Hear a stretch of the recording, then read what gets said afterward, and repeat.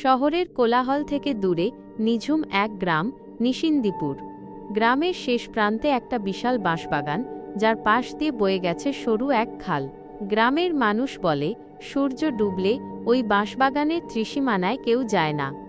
গল্পের শুরু বিকাশকে দিয়ে। বিকাশ শহর থেকে গ্রামে এসেছে তার বন্ধুর বিয়েতে। সাহসী ছেলে, ভূতে বিশ্বাস করে না। একদিন রাত তখন প্রায় 11টা। বন্ধুদের সাথে আড্ডা দিয়ে সে একা ফিরছিল। শর্টকাট মারতে গিয়ে সে বাঁশবাগানের পাশের ওই পথটা ধরল।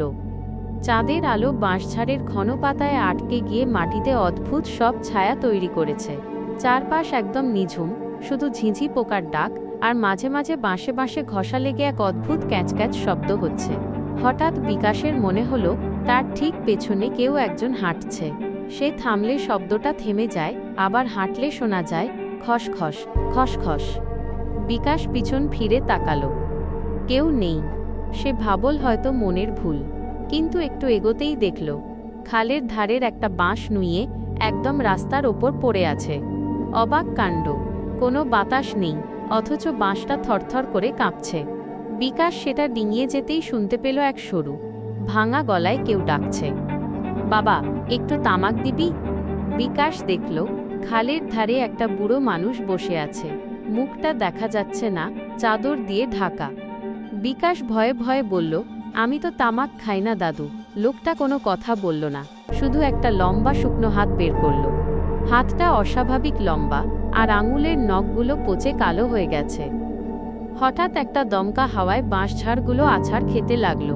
বিকাশ দেখল যে বাঁশটা নুইয়েছিল সেটা যেন জ্যান্ত হয়ে উঠছে। সে তাকাতেই দেখল বুড়ো মানুষটা আর নেই, কিন্তু খালের ওপর থেকে একটা বিকট হাসির শব্দ ভেসে আসছে। ওপরের দিকে তাকাতেই বিকাশের রক্ত হিম হয়ে গেল।